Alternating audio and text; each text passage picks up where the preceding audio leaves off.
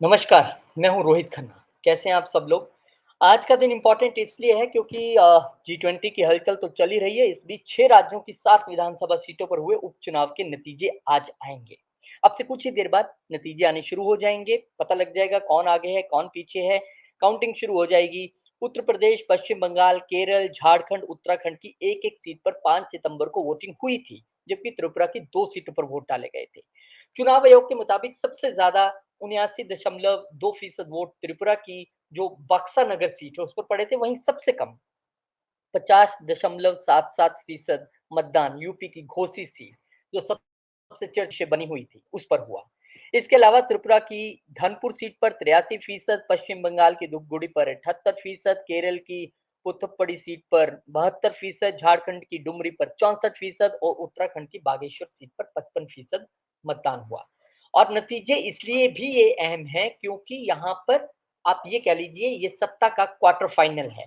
Semifinal हम मान रहे हैं जो 4 विधानसभा सीटों पे इलेक्शन जो 4 विधानसभा की जो इलेक्शन होने हैं, सीटों के नहीं स्टेट्स के माफ़ कीजिएगा। उसको हम सेमीफाइनल मान रहे हैं और फाइनल फिर 2024 के जो लोकसभा चुनाव होने हैं।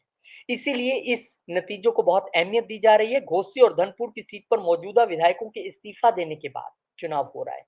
बाकी 5 सीटों पर मौजूदा विधायकों का निधन होने के चलते चुनाव हो रहा है। तो इंडिया गठबंधन और एनडीए की एक झलक यहाँ भी दिखेगी आपको आपस में।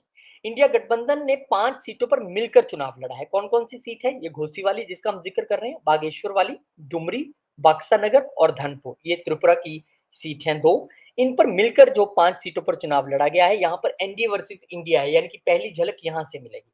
इसके अलावा बंगाल की धुपगुड़ी में इंडिया वर्सेस इंडिया ही हो गया, एनडीए भी है वहाँ पर और पुत्तुपुल्ली में भी आपको यही देखने मिलेगा इंडिया वर्सेस एनडीए और वहाँ पर आप भी है।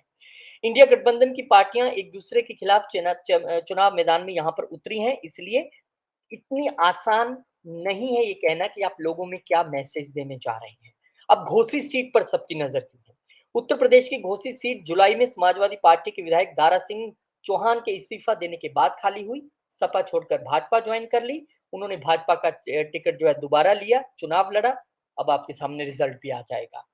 तो अब से कुछ ही देर बाद शुरू हो जाएगी काउंटिंग। पहले बैलेट पेपर जो है वो निकाले जाएँगे, उसकी काउंटिंग शुरू होगी। उसके बाद जो है वो ईवीएम्स खुलेंगी और तब जो है हमें लगता है 9 साढ़े 9 बजे के करीब जो है हमें ये तय होना शुरू हो जाएगा कि किस तरफ ये पूरी गेम जा रही है। हालाँकि रुझान तो आपको कुछ देर बाद ही मिलने शुरू हो जाएँगे। बहुत इम्पोर्टेंट है ये जो उपचुनाव है। कहने को 1-1 सीट है, 2 सीट हैं विधानसभा की, लेकिन इससे पूरे देश की तस्वीर बन के अभी हम देख पाएँगे हालिया घड़ी की और वो ही तस्वीर आगे जाके रहेगी ये नहीं कह सकते।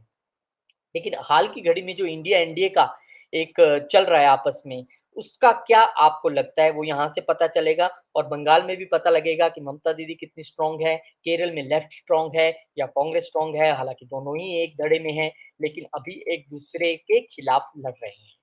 तो कुल मिला के इंटरेस्टिंग जो यहाँ पर अभी रहने वाले हैं, जो बायपोल के रिज़ल्ट आने वाले हैं, आप लगातार बने रहिए। नेशन स्पीक्स पे हम आपको हर छोटे-बड़े रुझान को बताते रहेंगे। आप कहीं भी हों, सफ़र कर रहे हों, कहीं ऑफ़िस जा रहे हों, कहीं घर से बाहर हों, आप बस नेशन स्पीक्स पे ट्यून करके रखिए। बायपोल के रिज़ल्ट सबसे पहले, सबसे तेज़ हम आपको दिखाएँगे। इसके अलावा जी20 की हर एक्टिविटी, हर गतिविधि आज बाइडेन पहुँचने वाले हैं, उसका भी सबको इंतज़ार है, वो भी हम आपको दिखाएँगे। लेकिन आप लोग जाइएगा कहीं नहीं, इंतज़ार कीजिए, हम आपके लिए जल्द लेके आ रहे हैं रुझान सबसे